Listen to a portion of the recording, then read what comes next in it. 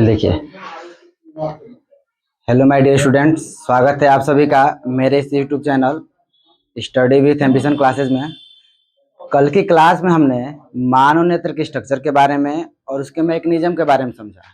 आज हम ये समझेंगे कि जब आंख की मांसपेशियां कमजोर हो जाती हैं, शिथिल हो जाती हैं, उनके कारण किन किन प्रकार के दोष होते हैं। जैसे हमने यहाँ लिखा हुआ है कि जब आंखों की समंजन क्षमता छिड़ जाती है। समंजन क्षमता का मतलब ये होता है कि अगर वस्तु दूर रखी हो तो उसको भी हम आसानी से देख सकते हो, और अगर वस्तु नजदीक रखी गई हो तो उसे हम आसानी से देख सके, तो उसे हम मानव नेत्र की समंजन क्षमता कहते हैं। जब इसी क्षमता को देखने में, इसी वस्तुओं को देखने में जब कोई भी कमी आ जाती है, जिसे हम क्या कहते हैं, समंजन क्षमता। छिड़ का मतलब होती है कमी हो जाना, कमजोर हो जाना।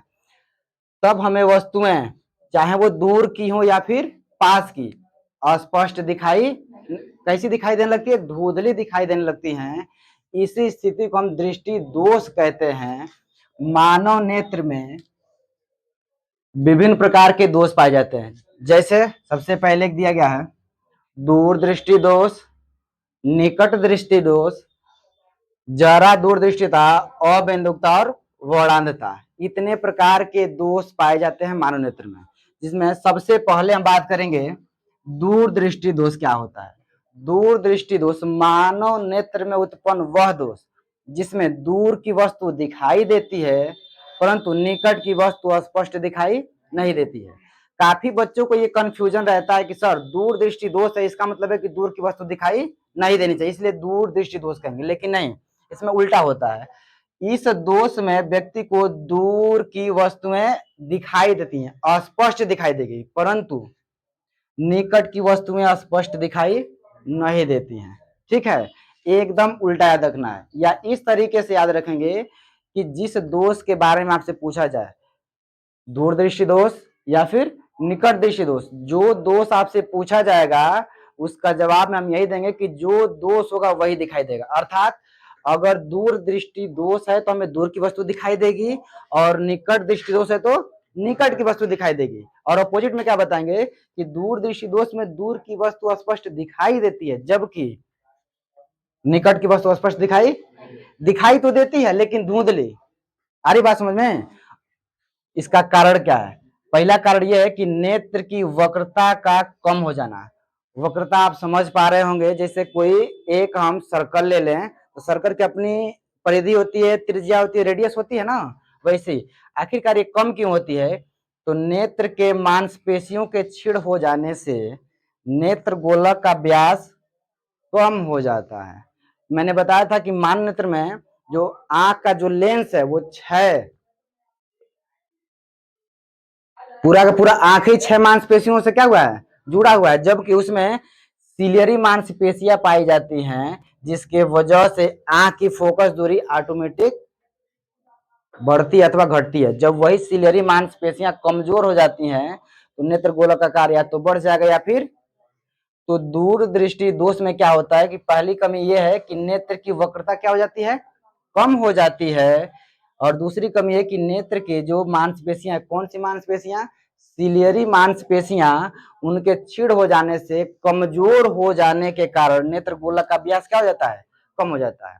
अगर दूर दृष्टि दोष किसी व्यक्ति को हो गया है तो दूर दृष्टि दोष को दूर करने के लिए व्यक्ति के चश्मे में, कहाँ पे, चश्मे में हम उचित फोकस दूरी का उत्तल लेंस प्रयोग करते हैं। ठीक है, तो आइए अब हम समझते हैं किरण आरेख बनाकर उसके कारण और निवारण के बारे में, कि कैसे किसी व्यक्ति की जो दूर दृष्टि दोष है तो उसकी वक्रता कम हो जाती है, मांसपेशियां क्षीण हो जाती हैं, और हम उत्तल लेंस का ही उपयोग क्यों करते हैं उसके निवारण में। ठीक है, तो आइए जानते हैं। तो चलिए अब हम समझते हैं दूर दृष्टि दोष का कारण, उसका निवारण। सबसे पहले ये स्वस्थ आंख है। कैसी आंख है? तो स्वस्थ आंख में क्या होगा, जब कभी किसी वस्तु से ऐसे प्रकाश चल रही है, ऐसे प्रकाश चल रही है, तो लेंस से अपवर्तित होकर वो कहाँ पहुंचेगी, रेटिना पे। कहाँ पहुंचेगी, और यदि रेटिना पर लेंस द्वारा किसी वस्तु का प्रतिबिंब बनता है तो वस्तु हमें दिखाई देती है। ठीक है, इसके कारण में हमने जाना ये कि जो ये नेत्र की ये वक्रता है, नेत्र की वक्रता वो क्या हो जाती है, कम हो जाती है। तो लेंस तो वही था, अभी भी लेंस वही लगा है, लेकिन जितनी दूरी पर ये लेंस प्रतिबिंब बना रहा था, अभी भी लेंस उतनी ही दूरी पर बनाएगा इस तरीके से, क्योंकि इसकी वक्रता क्या हो चुकी है, कम हो गई है। क्या हो गई है, जिससे इसकी फोकस दूरी बढ़ गई है। तो हमेशा लेंस अब किरणों को कहां ले जाके फोकस करता है, फोकस पे। तो जब फोकस दूरी जितनी यहाँ थी उतनी ही फोकस दूरी यहाँ पे हो, लेकिन वक्रता क्या हो जाए, कम हो जाए, तो जो किरणें रेटिना पर आकर के मिल रही थी, अब वो रेटिना के कहाँ मिलती हैं, पीछे। अर्थात यहाँ प्रतिबिंब कहाँ बनेगा, रेटिना के पीछे। अब मुझे एक बात बताइए, क्या रेटिना के पीछे अगर कोई प्रतिबिंब बन रहा है तो क्या वस्तु दिखाई देगी, दिखाई देगी, धुंधली दिखाई देगी। कैसे दिखाई देगी, धुंधली दिखाई देगी। तो हमें आंख के आगे जो चश्मा लगा है उसमें हमें एक ऐसे लेंस का प्रयोग करना चाहिए जो इन किरणों को पहले ही मोड़े, ताकि जो किरणें रेटिना से पीछे जाकर के मिले वो कहाँ मिलने लगे, रेटिना पर। तो ये तो स्वस्थ आंख है, ये बताइए कौन सा आंख कहा जाएगा, बताइए कौन सा आंख है ये, क्या अस्वस्थ कहेंगे, और ये तो स्वस्थ आंख है। लेकिन जब आंख में कोई कमी आ गई, जैसे हम ये पढ़ रहे हैं क्या, दूरदृष्टि दोष, तो ये जो है दोषपूर्ण आंख है। अर्थात इस आंख में किस प्रकार का दोष है, दूरदृष्टि दोष। दूर की वस्तु तो दिखाई दे रही है, अर्थात जितना ही दूर से किरण आएगी उतना ही पहले मिल जाएगी, और जैसे जैसे वस्तु को हम नजदीक लाएंगे प्रतिबिंब कहाँ बनेगा, रेटिना के। इसीलिए दूर दृष्टि दोष में दूर की वस्तु का प्रतिबिंब रेटिना पे बन जाता है तो स्पष्ट दिखाई देती है, जबकि निकट की वस्तु का प्रतिबिंब कहाँ बनता है, रेटिना के पीछे। तो ऐसा देखने से आभास होता है कि कोई वस्तु है, लेकिन हम स्पष्ट नहीं देख पाते हैं कि वस्तु का प्रतिबिंब जो बना है वस्तु कौन सी है। ठीक है, तो इसके निवारण के लिए हम चश्मे में उचित फोकस दूरी का क्या लगाते हैं,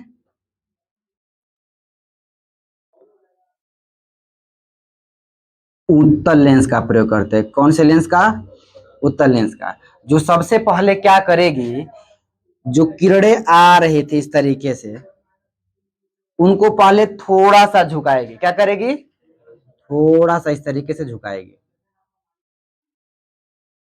ठीक है, अब यहाँ प्रतिबिंब कहाँ बना था, रेटिना के। अब यहाँ पे ये ले जाकर कहाँ फोकसित करेगा, रेटिना पर ले जाके फोकसित कर देता है, और इस तरीके से प्रतिबिंब कहाँ पर प्राप्त होता है, रेटिना पर प्राप्त प्रतिबिंब कहाँ प्राप्त हो रहा है, रेटिना पर प्राप्त। इस तरीके से जब हम चश्मे में किस लेंस का उपयोग कर देते हैं, उत्तल लेंस का, तो दूर और पास दोनों ही वस्तुओं का प्रतिबिंब कहाँ बन लगता है, रेटिना पर, जिससे हमें वस्तुएं स्पष्ट दिखाई देने लगती हैं। ठीक है, चलिए अब इसके बाद हम समझते हैं निकट दृष्टि दोष। तो चलिए शुरू करते हैं। दूसरा है दृष्टि दोष में निकट दृष्टि, इसे हम मायोपिया भी कहते हैं। ठीक है,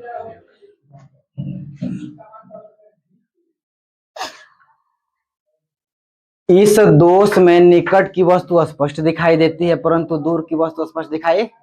अभी मैंने थोड़ी देर पहले आपको क्या बताया कि हमें इसको याद रखने का एक ही तरीका रखना याद, कि जो दोष आपसे पूछा जाएगा वहीं की वस्तु में दिखाई देती है। जैसे निकट दृष्टि दोष में निकट की वस्तु दिखाई देगी और दूर की वस्तु स्पष्ट दिखाई, जबकि दूर दृष्टि दोष में दूर की वस्तु स्पष्ट दिखाई देगी और निकट की वस्तु दिखाई।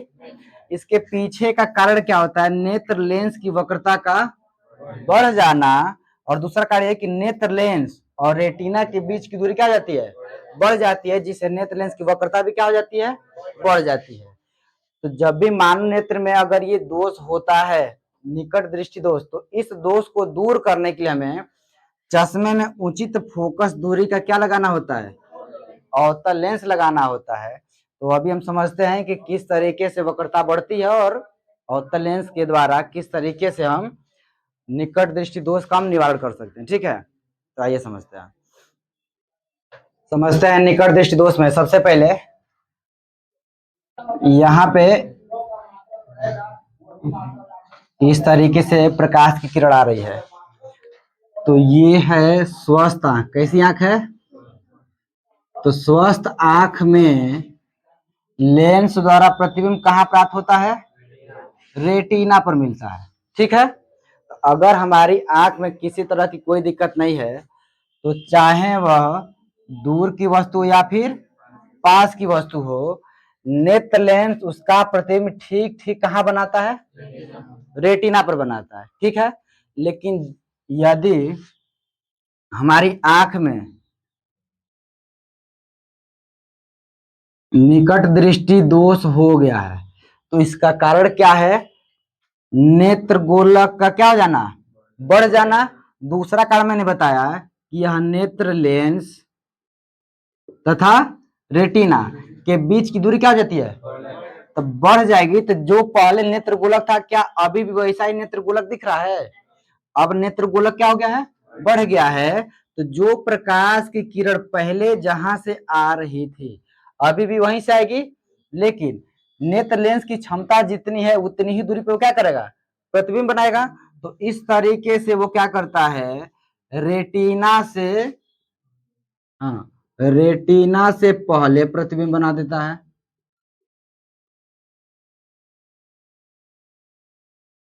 तो क्या रेटिना से पहले बनने वाला प्रतिबिंब हमें स्पष्ट दिखाई देगा? नहीं दिखाई देगा।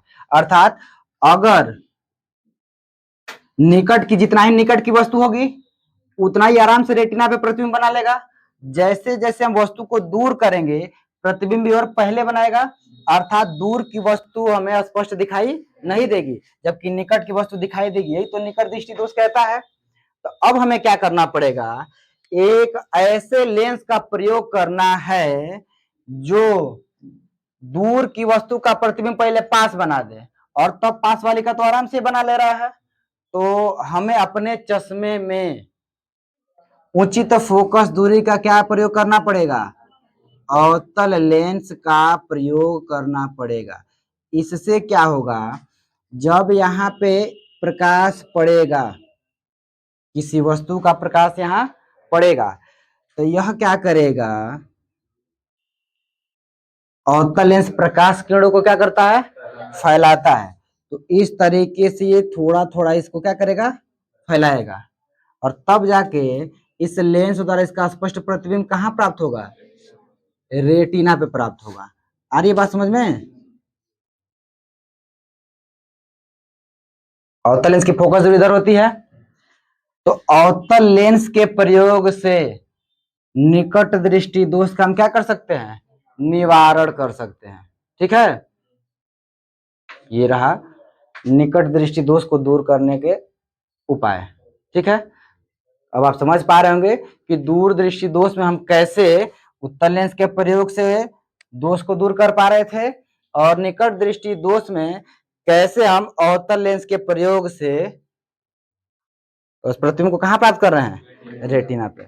और यदि किसी वस्तु का प्रतिबिंब हर बार रेटिना पर प्राप्त होता है, तो वह वस्तु हमें स्पष्ट दिखाई। ठीक है, चलिए इसके बाद आगे देखते हैं।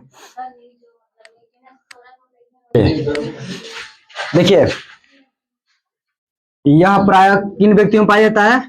वृद्ध व्यक्ति में। उम्र के साथ साथ जो आंख की मांसपेशियां हैं वो क्या होने लगती हैं? धीरे धीरे कमजोर होने लगती हैं, जिससे वे दूर और पास दोनों वस्तुओं को स्पष्ट नहीं देख पाते हैं। इसका कारण क्या होता है? तो समझिए कारण क्या है।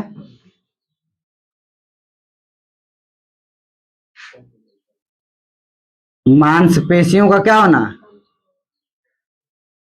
शिथिल होना। क्या होना? शिथिल मतलब कमजोर होना। इसका निवारण क्या है? तो मानव नेत्र में जरा दूरदृष्टिता को दूर करने के लिए द्विफोक्सी लेंस अर्थात ऊपरी भाग में अवतल लेंस, जबकि उसके निचले भाग में कौन सा प्रयोग करते हैं? उत्तल लेंस का प्रयोग किया जाता है। ठीक है।